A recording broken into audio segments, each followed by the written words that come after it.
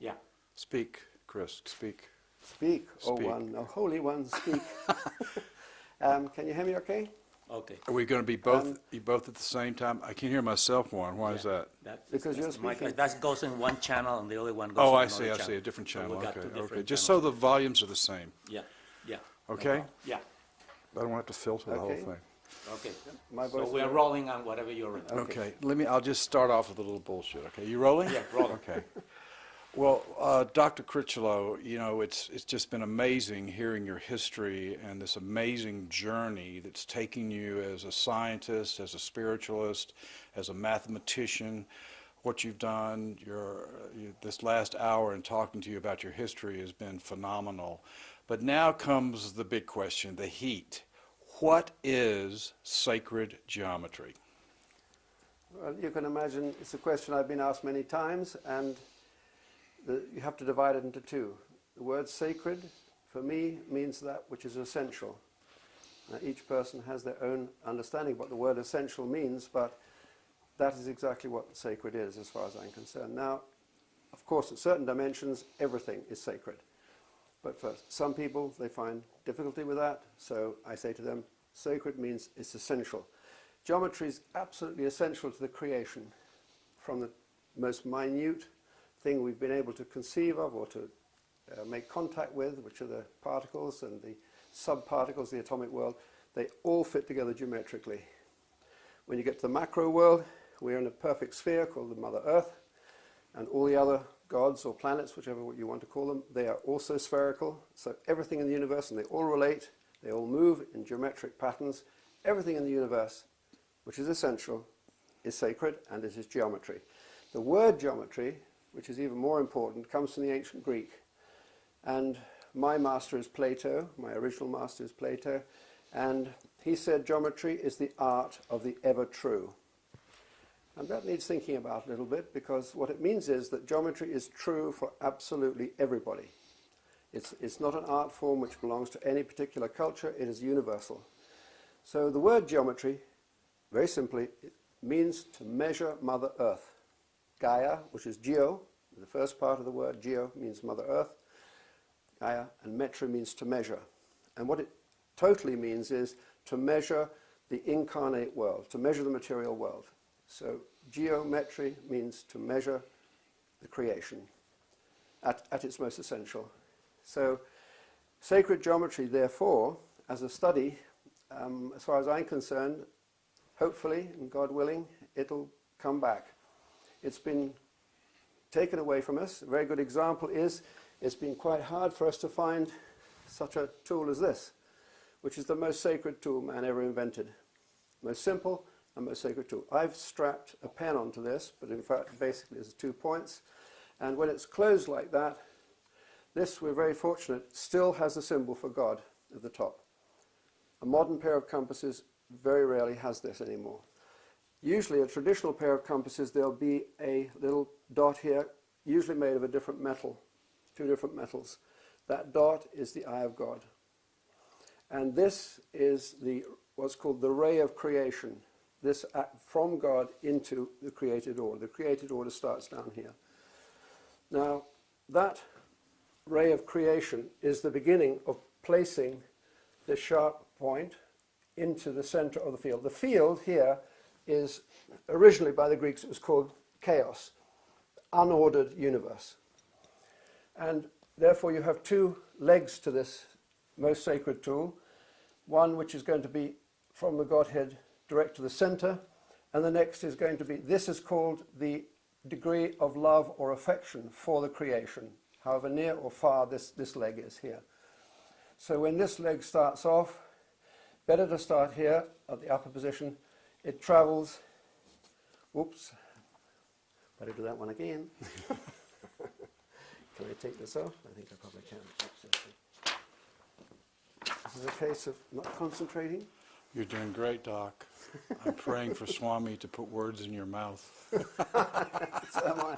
And I need a drink and I see some water down there. Yes. Okay, we'll go back. The first thing is this sharp point here needs to find a location.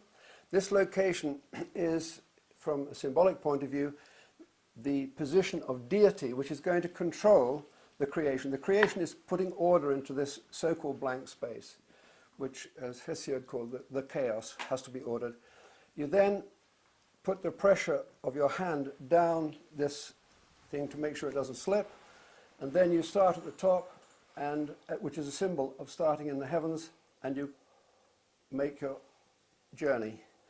This journey that I'm making, every degree of this journey I'm making is symbolic of a day of 1 year, or if you like, a day in the creation. Every angle, the reason we have 360 angles, 60 degrees, that is symbolic of the perfection of the number of days in a year. Although we have more than that because we're in the changing world. So that whole action here is the boundaries to the creation. This is what we talk about when we talk about there being a finite amount of energy in the universe. It is that which is bounded. Beyond this is metaphysical space, that which we can't even necessarily conceive of. But this, within here, is the whole of creation. And it's being controlled directly by this arm coming from the deity down to here. And of course there are all sorts of degrees in every philosophical system, coming from the Godhead to the first establishment of a point. What's interesting is, as soon as I lift this off here, the point is gone. And this is one of the key words which point, which, interestingly enough, the Greeks could never agree on defining. Plato used one word, Aristotle used another word, Euclid used another word, and they didn't agree because the point actually doesn't exist. Or I should say, the point not only doesn't exist, but it's the beginning of all existence. I think dear Mr. Tigrett has used the word point singularity, which is one of the phrases used for the people who talk about the Big Bang. But the Big Bang is only, in fact, this having come all the way down here, if one can talk in time, to that is the point singularity in the middle there. And that controls the whole of creation. Whether you want to think of it, each move you make, you want to think of it as being a radiant line or the traveling of the line around. But as I said before, every single degree on here, every single degree as you move around here will be different until it gets back to where it started. And of course the circle will be the symbol of eternity, and because where it began, it finished, where it finished, where its finishing point and its beginning point become the same. That was a short answer to what is sacred geometry. Brilliant. You want some water? There's some right here. It's rolling again for you, sir. Okay.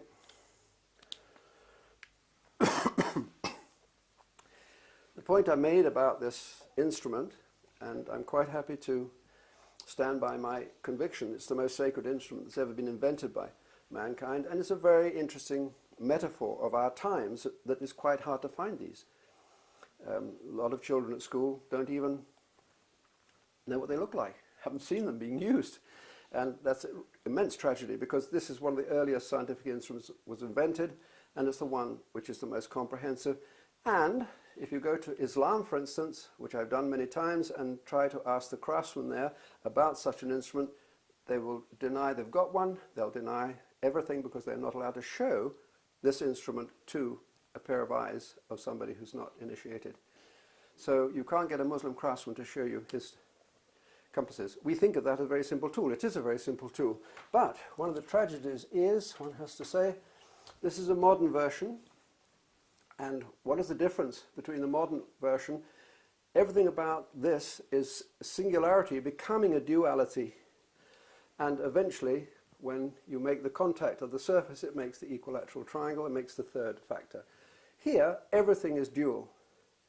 There's two legs, there's two things you pinch to pull the legs back, but much the most important thing, the Godhead is lost, and we now have a line. The line is the first dimension. That's the first movement away from God.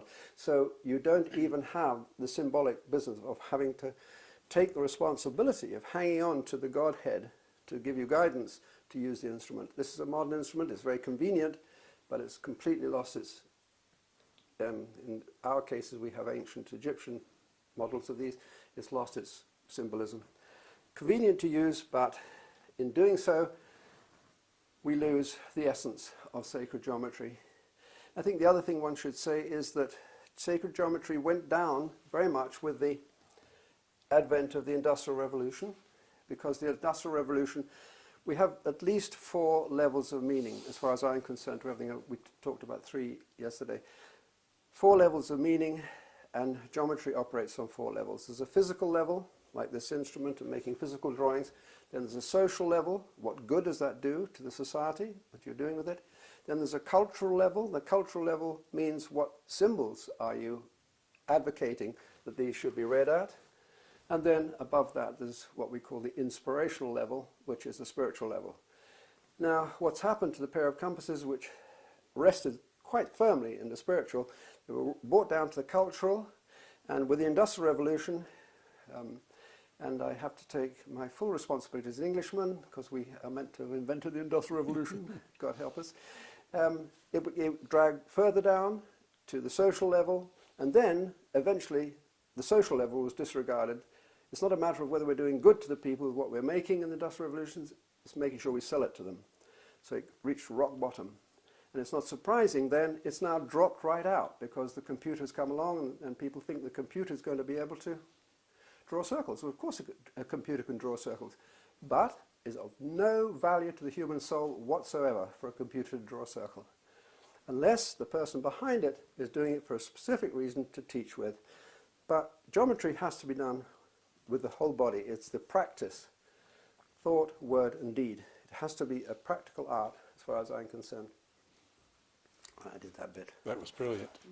I especially like you taking responsibility for the Industrial Revolution. And we won't go into who's a wild lot now, but...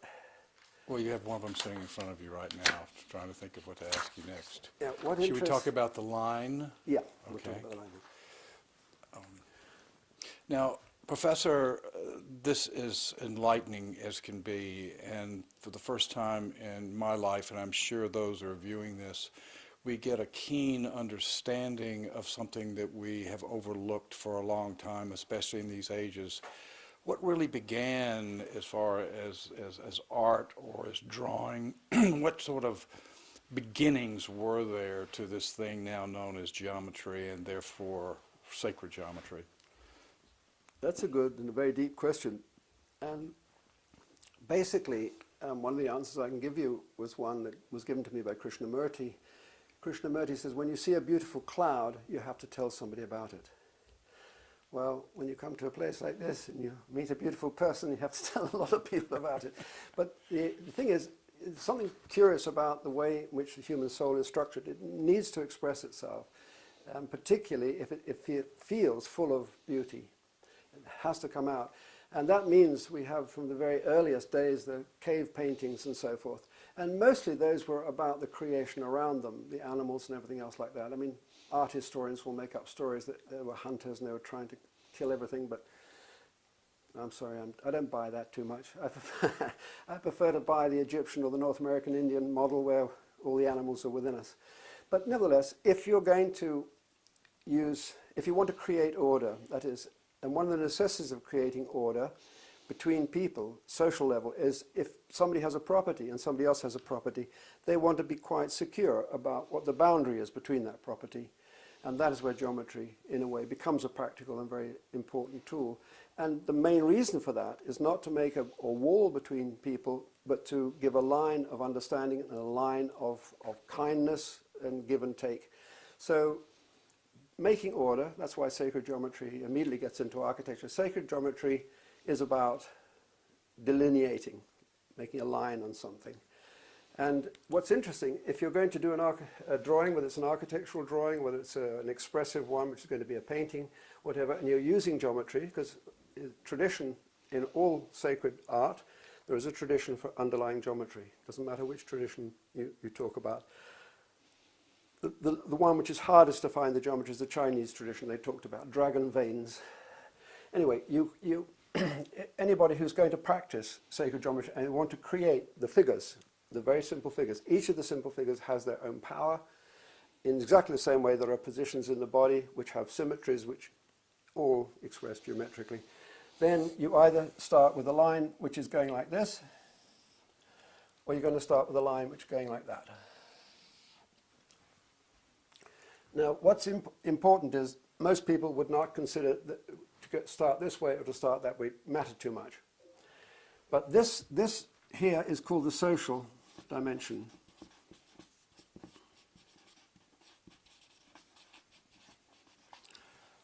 We relate to each other horizontally. This is what is known as the heaven-earth dimension. So if you're going to do a sacred geometry, if you want your drawing to be as sacred as possible, always start with the vertical line. What I've done now, of course, is to show that by using both, you have a good place to put the point to make your circle on. And of course, you immediately, by dividing like this, you immediately have your four worlds. And these four quarters go through everything. They go through the psyche, they go through the way the year is structured, spring, summer, autumn, winter, and so forth. But they also, if you like, this is the highest level, the inspirational, the spiritual. This is the next one down, the cultural. This lasts at least 2,000 years, maybe more. This is there forever and underlies every different kind of religion or philosophy or culture. Then you get to the social level, which is the local agreement as how to interpret that, and this is the material level. This is resources, and this is resourcefulness, and a very major difference. Too often in the modern world, people just try to calculate resources. People and objects and things and materials just become numbers, and it's incredibly dehumanizing, and I think also anti-life.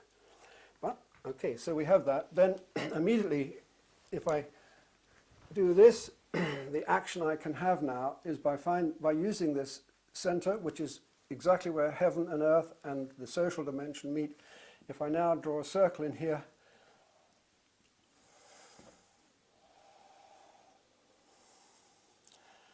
what it will do, it will unite all these four quarters and show them to be part of a continuum. It's a continuous thing. They're all part of each other. They all reflect each other, and they're all part of a continuum. What has happened, there's a great Islamic poet called Rumi, the great Rumi, and he said, the Holy Quran has 7 levels of meaning, but only 4 are available to human mind, which is a very interesting thing. And those 4, and then he said, only one of these are most people living in. We have 4 levels which we should be living in, but most people are only living in one. So what it means is, this goes right back to where we have the crisis today. People are being led to believe the only thing that matters is the material world and one's material body and one's material needs and one's material existence.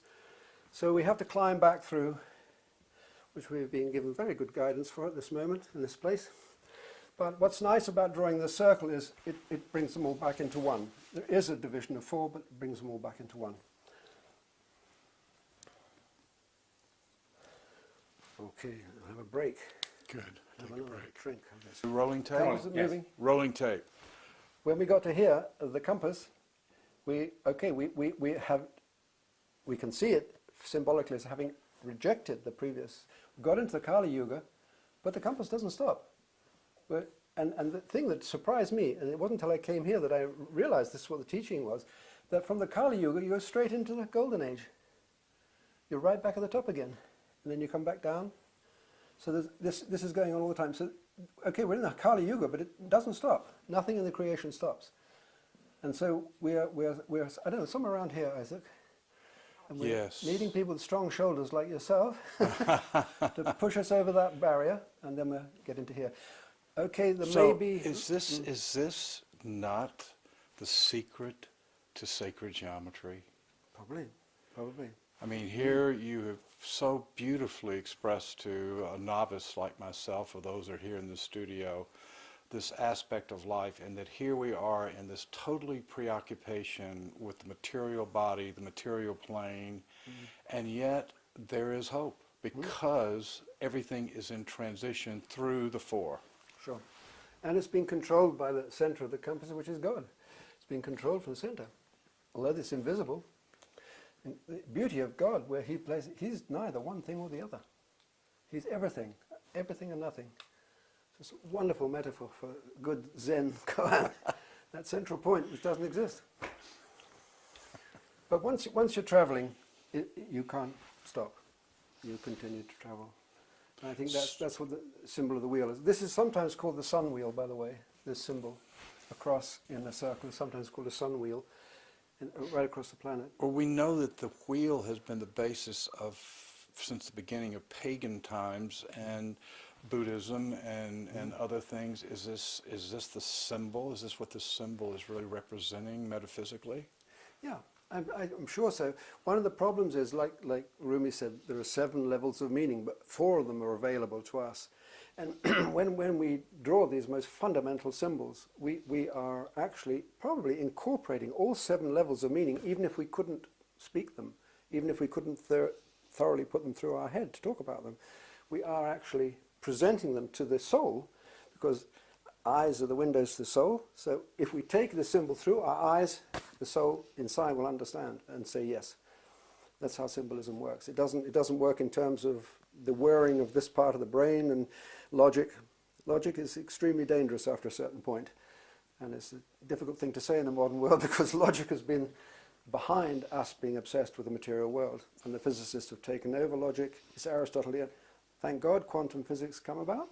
Quantum physics has suddenly destroyed Aristotelian logic and put us right back where Plato said the ultimate thing we can think about, causing everything, is a mystery. And don't even pretend that you can explain it. Whereas Aristotle said, we're human beings, we're the cutting edge of evolution. I mustn't say that, that's a modern term. We're the cutting edge of evolution. Therefore, we can understand everything. That arrogance is what has got us into trouble where we are now. The arrogance of believing that the human mind, which is only a spark of the divine mind, can actually understand everything. A part can never understand the whole, which it's a part of, as far as I'm concerned. A part can submit itself to being a part and being a good part, but it can't be the whole. You mention all the Greek masters, but there is one who was considered to be an avatar named Socrates. Yes, that's right. How does he fit into the puzzle?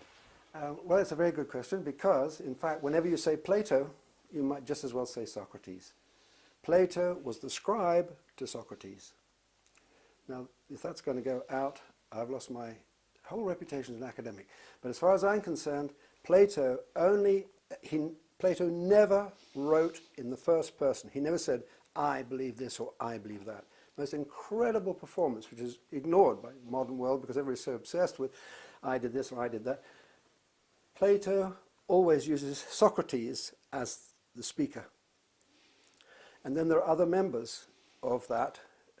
In fact, what's interesting, the most important dialogue that Plato wrote, Socrates is in this position. There are 3 other people in it, and the whole dialogue starts off 1, 2, 3. Where, my dear, Socrates is the 4th. Those are the first words of that dialogue. So immediately the whole pattern has been given to you. And people ignore it because they want rushing on, and let's see where does this book get interested, you know. And it's right from the beginning. 1, 2, 3, and where is the 4th? So Socrates is quite clearly, and Plato, very happy to say this, Socrates was the living mentor for Plato, and virtually all Plato's writings come from Socrates. There's no doubt about that. The only other thing you can say is that the scientific input, thousands of years of scientific input, came via the Pythagoreans. And the Pythagoreans, through both inspiration and knowledge from the Middle East, they put together an extraordinary body of knowledge, but it was not allowed to be published. Pythagoras himself never wrote a thing. Neither did Socrates, I must say. Socrates was a sculptor by trade. He was known in Athens as the man who stood on 1 foot around the place, meditating, and everybody wondered what kind of a nutter he was. But nevertheless, he's a great nutter, and his greatness was shown in the fact that he submitted to the judgment that he would have to take poison because society couldn't cope with the truth he was. Anyway, I hope that answers your question. As far as I'm concerned, Plato is Socrates. Socrates speaks through Plato. You mentioned Rumi, the great Rumi, and speaking of the 4 comprehensions that are within our grasp, but you said there were 7. What is your imagination tell you that the other missing ones are? Well, as Rumi said, we couldn't know them. That's a good question. Well, the point is that 7 is always sacred. For a geometer, 7 holds its sacredness because there are only 2 shapes you can't draw with the compass and a straight edge. This is what we use for a straight edge, and I did this freehand here. But if you want to get a 7-sided figure, you cannot do it with the compass and a straight edge. The only other one which you get very, very close to is a 9. 9 also just eludes being able to be done 100% accurately. All the other polygons, 3, 4, 5, 6, 8, you can do and get them 100% accurate. 7 is known by the Greeks as the virgin number, and not knowable again. What would occur to one naturally is that the 7 notes of the musical scale, 7 planets and so forth, all these things the Pythagoreans put together very tightly. And in the Timaeus, Plato talks about very precisely, he shows a diagram of how the musical notes and the 7 planets work. I'm quite happy to draw that for you. But I mean, it's to do with the fact, actually I will Please do. draw that because I'm glad that guy knocked those in well. The point about reading Plato's Timaeus dialogue is that you have to know quite a lot before you read it. It's good to have done some background reading about Pythagoras and so forth. But he talks about the lambda. The word lambda is a letter L in Greek. That's how they wrote L. We write it like that now, but that's how it's written. And it's usually drawn in an equilateral triangle. And this is represented unity, exactly as the dividers, the compass I showed. And it comes down here in 1, 2, 3 intervals. I'll draw them like that. The first one is 2. Next one is, that is double that. Therefore, 4 will be next because that is double that. And 8 will be next. Very, very simple. No complex mathematics. But this side, he said, is also divided into 3 further intervals. This one is 3. This is 3 times that. Therefore, that will be 9, because 9 is 3 times that. And this will be 27, because 27 is 3 times that. Now, on that basis, Plato said this is how the human soul is constructed. This is the soul of the universe and also the human soul. And what do we have? 1, 2, 3, 4, 5, 6, 7. There are 7 positions there. 3 mysteriously not put in. Very interestingly, there's 1 there, there's 1 there, there's 1 there, which would make up this pattern here, which is the pattern that Pythagoras not only taught by, but the Pythagorean community had to swear by. This thing here, that was the whole pattern. And Plato only published 7 of those, and the 3 which are not there. And that's another big story. But nevertheless, the simplicity of the mathematics is profound. What you've got within these numbers here are all the key musical harmonies. 2 to 3 is a musical fifth. 4 to 3 is a musical fourth. 1 to 2 is the octave. And 9 to 8 across here, that is a tone between one note and the other, is the proportion of 9 to 8. So all the musical harmonies are in there, which are why the whole universe was called harmony. Pythagoras was meant to be able to hear the harmony of the whole universe at any given moment. And that's the doctrine of a harmonic universe that we live in is based on that. Now, do you want to know the secret of what those 3 are? Yes. Of course you do. Your eyes are tiny. This one is number 6. This one is number 12. And this one is number 18. And curious enough, it's quite easy to know how to find those because if we're coming down here, this angle is the 2 times angle. 2 times 2 times 2 times. 2 times 3 will give us 6. So we're quite sure that can be 6. This is the 3 times angle. 3 times angle. So 3 times 2 also gives us 6. So we can be quite sure that's 6. And that's very, very interesting because that gives birth to another of these patterns down here, which is never normally published. And that is the number of our Judeo-Christian creation. We start with 6 intervals of creation in Judaic Christianity. Same here. This is the 2 times angle, so 2 times 9 makes that 18. Okay, so I can do that. And I'm selling sports gear, aren't I? And if we come down here, 2 times 6 is 12, so that's okay. If we come down this at 3 times 4 is 12, and 3 times 6 is 18. So this is the hidden, the unwritten part of the Timaeus, but the 7 were revealed here. So in a way, they were going even 3 stages further than Rumi in one sense. This is called the Two Tractus.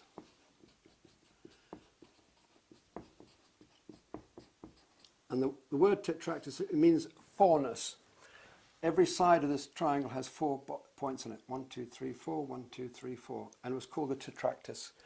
And the Pythagoreans taught that that pattern was the most important one in their understanding of creation. They said, this is the fount of all creation. This is the thing from which all creation comes. You count the dots up in there, and the whole lot equals 10. 1 plus 2 plus 3 plus 4 equals 10. And 10 is God immanent and God transcendent. That was the symbolism of the reason. After 10, you're just repeating. 11 is 2 1s, 12 is 1 and 10 and 2 and so forth. What does transcendent God mean? Yes, it's a very good question. And one can say what people think they mean by it when they say that which can't be touched, tasted, smelled, or heard. Something which is beyond the senses, but it can be made contact through it. It can be intuited. We talk about feeling the presence. That is a feeling for transcendence. That which is beyond material, physical, sensorial domain is transcendent. But a modern materialist would say no such thing. A modern materialist would just say there was nothing before the Big Bang. The Big Bang just went. Nobody caused it, nothing before it. Which is the most extraordinary thing we've been led to believe, because there's nothing else. Ever since the Big Bang, there's the most fundamental law of the universe is cause and what it causes. But then they say, oh no, there's no cause to the Big Bang. Anyway, we won't go into all that. I have enough trouble at conferences differing with everybody about the Big Bang. Big Bang is just an emergence. It's an emergence from a world which is not physical yet. Once it emerges, you can call it a Big Bang if you like. I call it a big whisper, and I get into trouble for that. It's said that in this dimension or in this consciousness that we're limited to, that God manifests himself through 3 basics. One is light, one is sound, and one is geometry. It seems like that all 3 seem to be the same thing. Yes, it's a very good point, Isaac, because people who run a studio like this know very well the reason why I've got all these curtains around here is to make sure the sound doesn't bounce off the wall. Sound, like light, whatever angle light hits this, it will go off at the same angle. Whatever angle sound hits this, it'll go off at the same angle. So the one thing which unites sound and light is the geometry. So they are integral. It's a very good way of putting it. One big problem with contemporary science is everything has to be chopped in little pieces. This is sound. I'm a sound engineer. Don't talk to me about light. Oh, I'm a lighting man. Don't talk to me about sound. And that spreads right through society, and it's incredibly dangerous. And time and again, I've got into trouble because they say, well, how dare you talk about this? This is our subject. You're not qualified, I said, well, look, I'm a human being. That's not good enough. It's a bit presumptuous to even say you're a human being, I think, sometimes. Anyway, the point is that they are integral, but they become differentiated in terms of how we take them in sensorially. Plato said, and I'm going to quote Plato, I'm bound to, the most valuable thing we've got is this perfect piece of geometry called the eye, or both eyes if you like, it's the only pure and perfect geometry we've got in the body, and it is the most precious thing we've got, sight. He said, without sight, we would never have understood number.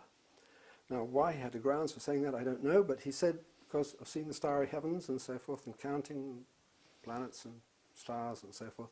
So the most precious thing is sight. But Plato also said, sight comes out of your eye. And of course, modern science, right up till very recently, people are saying, oh, no, it's light coming into your eye. But they miss the most extraordinary fundamental point, and that is, you direct your sight to where you want it to go. So what is coming out of your eye is your intention of what you're going to look at. And what's wrong with intention? Intention's coming out of it. The focal point of your eye is your intention coming out of your eye to go and look at what it wants to look at. Is that insight? I think it would be a very good word for it. We will call it insight from this moment onwards. Yes, it is insight, indeed. Well, in a way, insight comes from the marriage. Of course, light is coming in.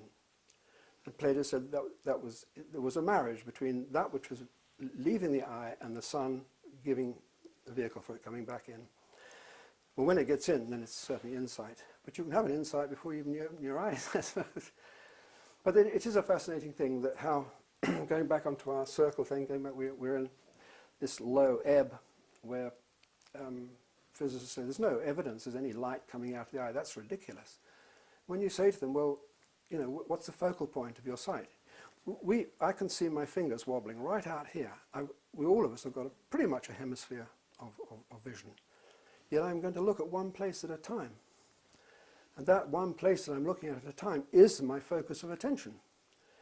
And actually it's expanding your focus of attention, which is a geometric exercise too, which is, I think, another thing we're going to have to do, because Kali Yuga's brought us right down to no light coming out of his eyes or his eyes or his eyes.